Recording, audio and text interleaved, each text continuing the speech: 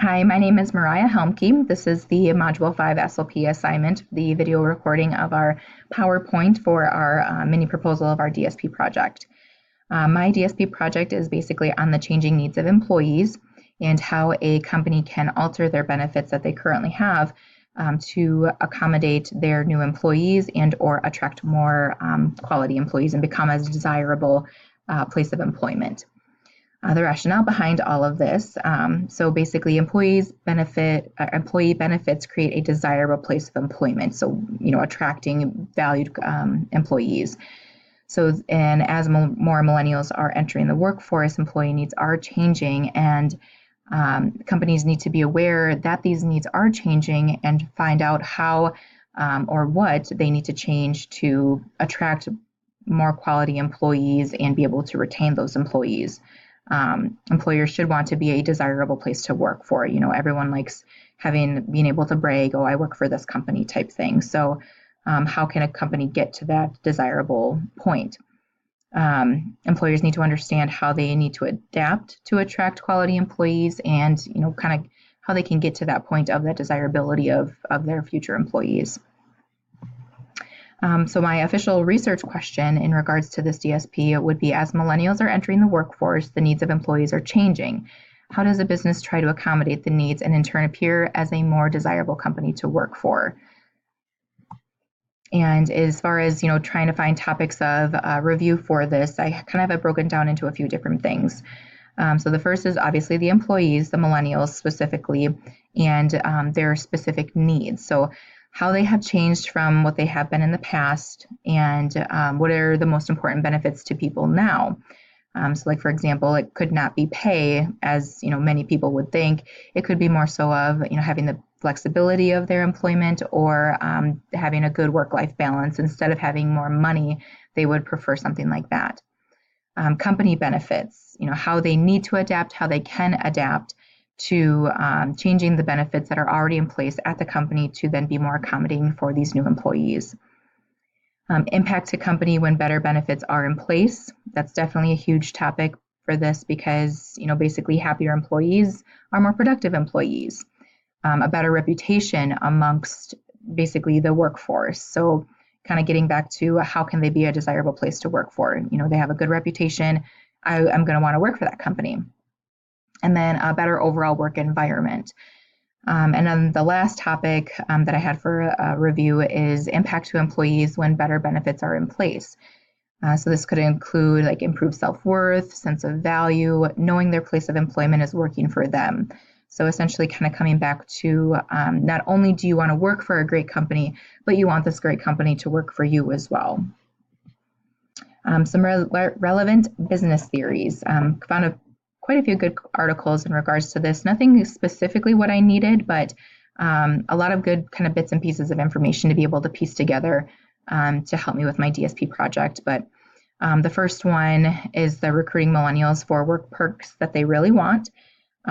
This article mentioned stability and student loan assistance, good work-life balance, and support and opportunities for advancement. So essentially just having some more flexibility, having some assistance in that student loan repayment since they paid all of this money to go to college to be able to even get to that position. Another article, in the War for Talent one, this one actually indicated some paid volunteer time off, which I think is a great topic as well.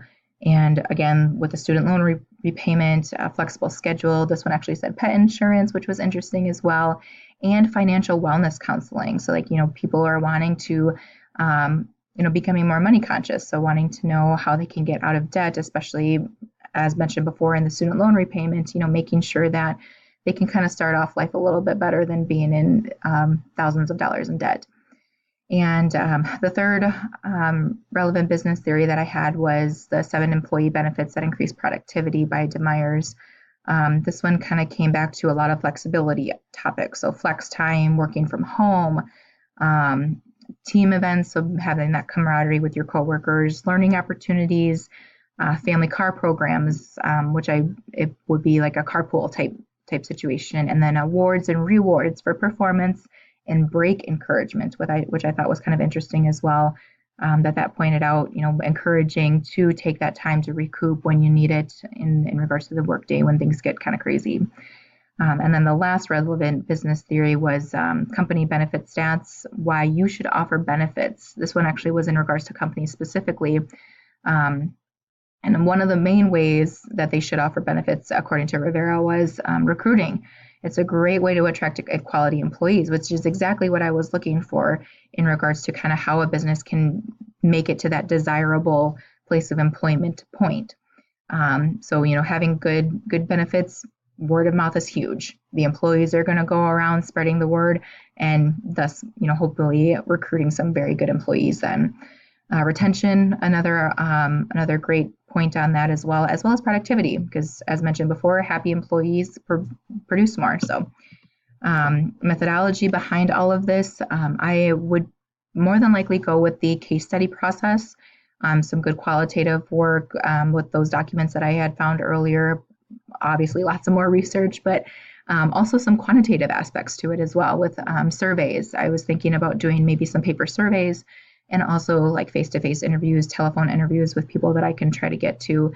And then who I would do all of this with is obviously employees, millennials specifically, possibly some other generations as well, just to kind of get a good rounded description of different benefits and stuff like that. And then also business owners and supervisors, what their benefits already are in place, how they have adapted to different employees that have come in and everything like that. So hopefully those will be the two topics for that. And then the what, as I mentioned, handwritten and online surveys, interviews, and then use of existing articles and online research.